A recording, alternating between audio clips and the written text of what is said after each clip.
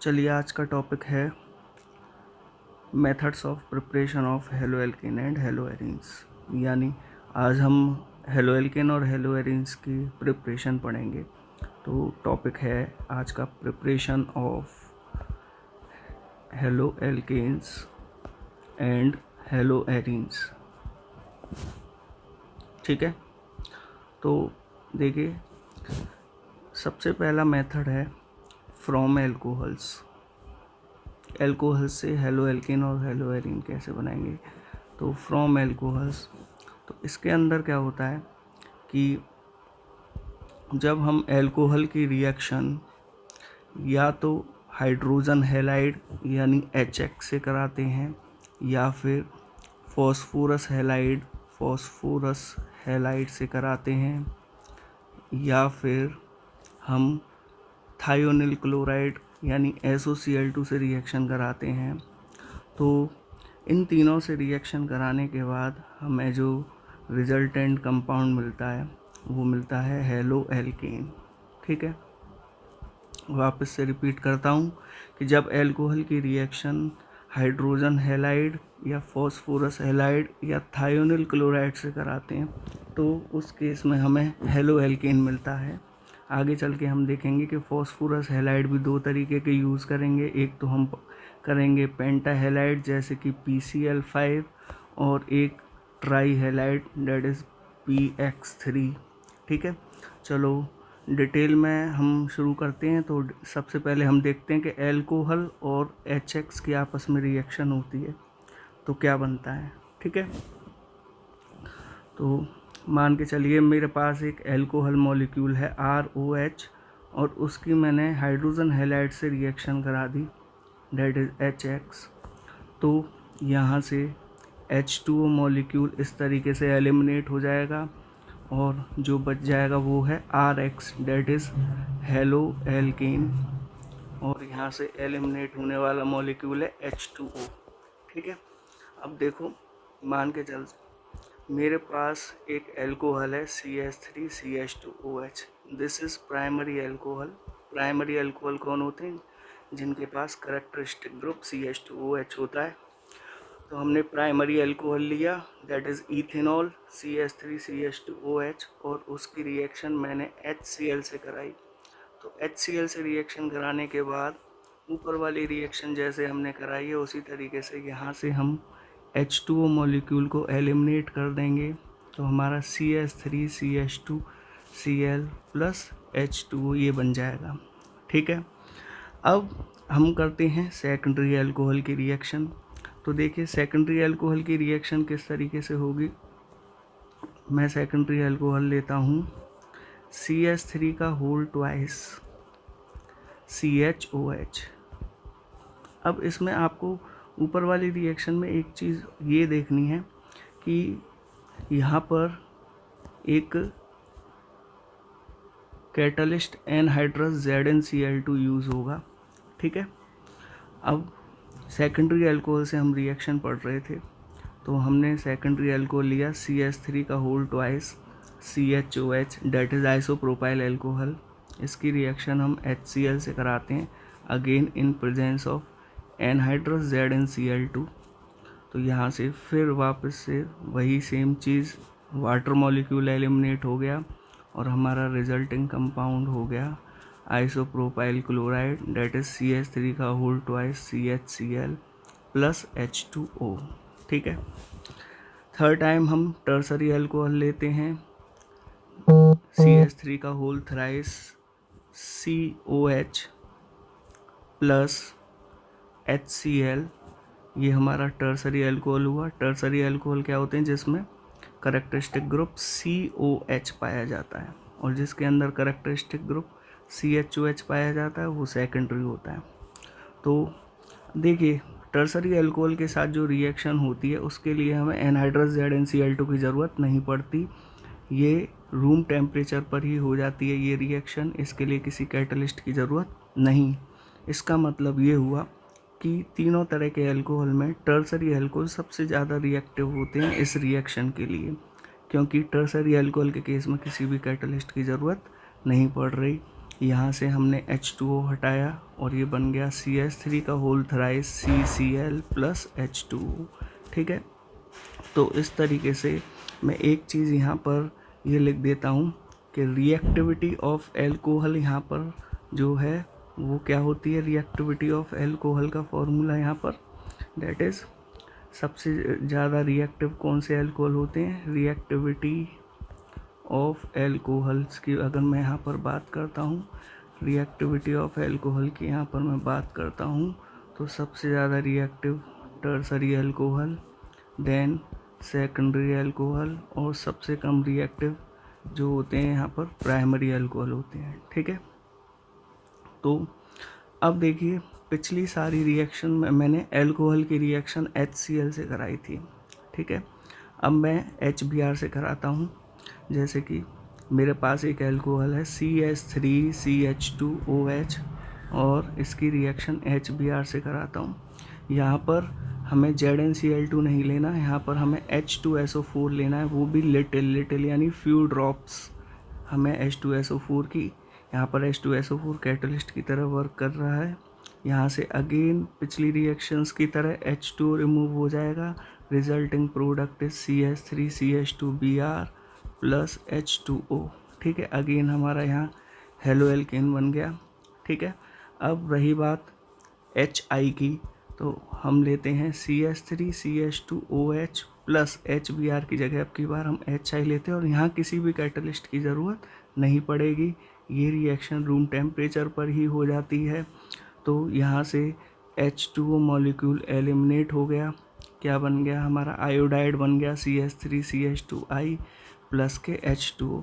तो इस तरीके से पिछले रिएक्शंस में हमने क्लोराइड्स बनाए थे, ये सभी क्लोराइड्स थे, और फिर यहाँ हमने ब्रोमाइड बना लिया और फिर यहाँ हमने आयोडाइड बना लिया।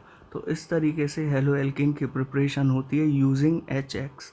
यहाँ पर आपको एक चीज़ और ध्यान रखनी है कि जब हमने HCl का इस्तेमाल किया था तब हमें कैटलिस्ट की ज़रूरत पड़ गई थी, उसके बाद HBr का इस्तेमाल किया था तब हमें कैटलिस्ट की ज़रूरत पड़ गई थी, लेकिन जब हमने HI का इस्तेमाल किया तब हमें किसी कैटलिस्ट की ज़रूरत नहीं पड़ी। इसका मतलब सबसे ज़्यादा रिएक्टिव हाइड्रोजन हैलाइड जो है वो है HI, उसके बाद HBr और उसके बाद HCl। तो ये हो गया order of reactivity of HX। ठीक है, रिएक्टिविटी ऑफ HX का अगर कोई आपसे ऑर्डर पूछे तो ये ऑर्डर होता है।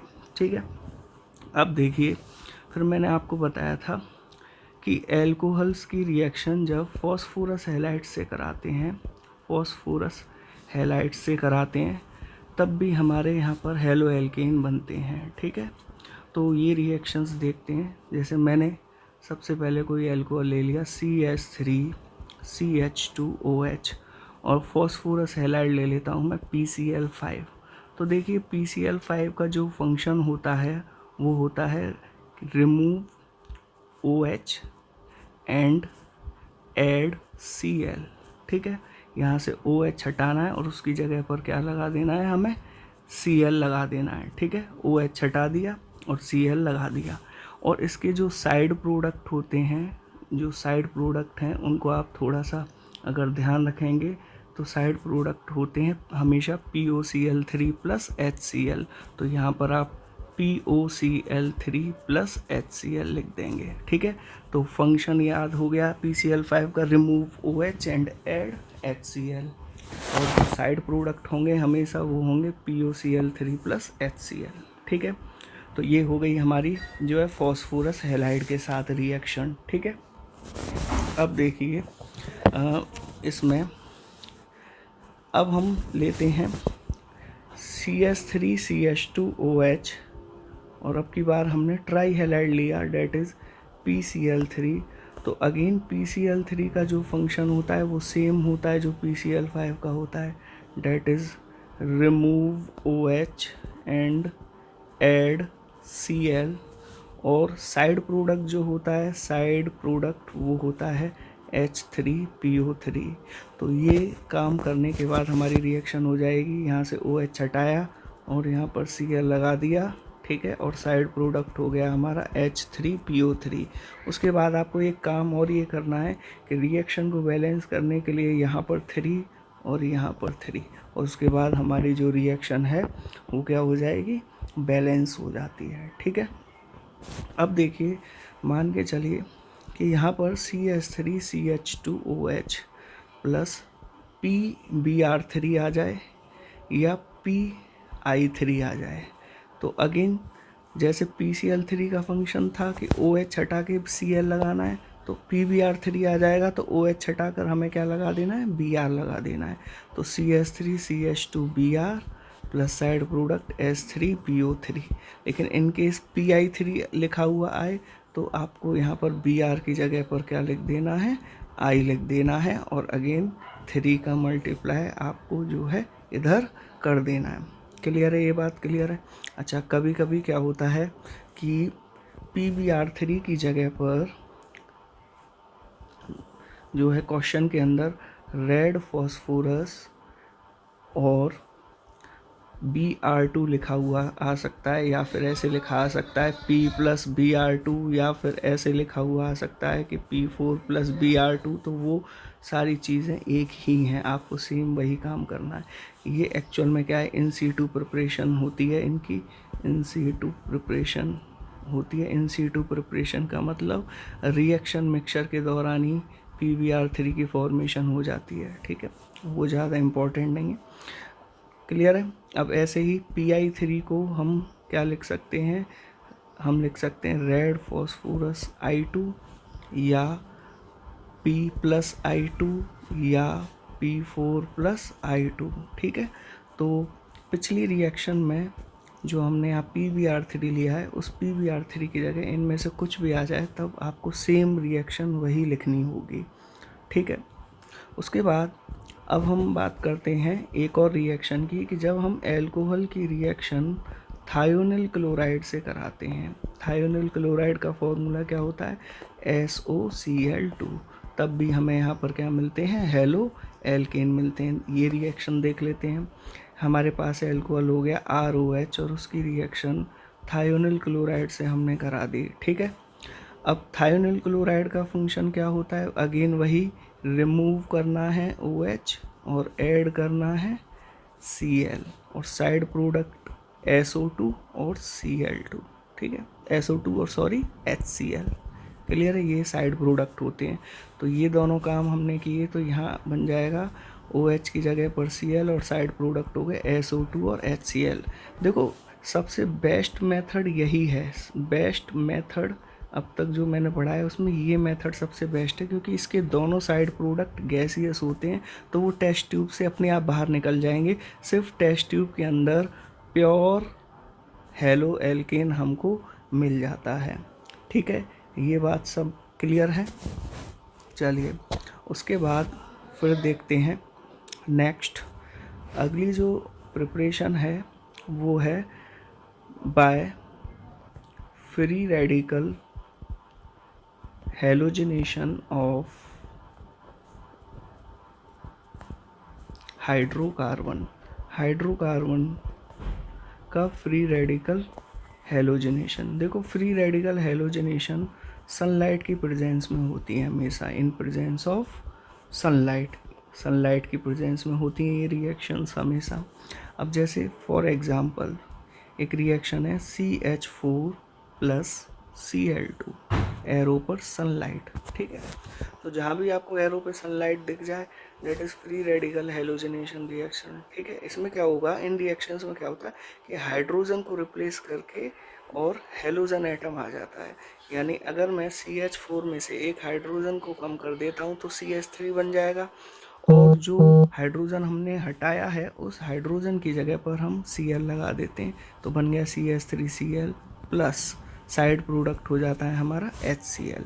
लेकिन इसमें भी ये बात है कि अगर Cl2 एक्सेस में दे रखा है तो एक एक करके आपको सारे हाइड्रोजन जो हैं मीथेन में से सारे हाइड्रोजन एक एक करके हटा देने हैं।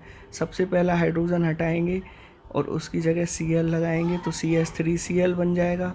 फिर CH3Cl में से एक और हाइड्रोजन हटा के एक और Cl लगा देंगे तो CH2Cl2 बन जाएगा।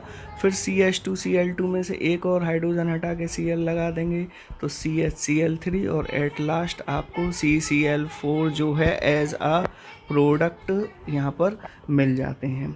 क्लियर है।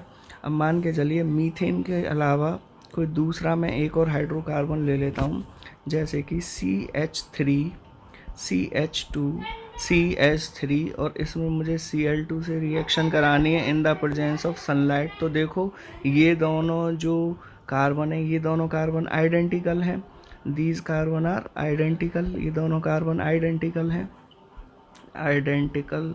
ठीक है, तो आपको क्या करना है, इन दोनों कार्बन में से किसी भी कार्बन से H हटाकर Cl लगा देना है तो CH3 CH2 CH2 Cl बन गया। अब रहा ये मिडल वाला कार्बन, अब की बार इस मिडल वाले कार्बन से हाइड्रोजन हटाकर और उसकी जगह पर हमें क्या कर देना है, Cl लगा देना है। तो हमारे इस तरीके से ये दो प्रोडक्ट यहाँ पर बन जाते हैं।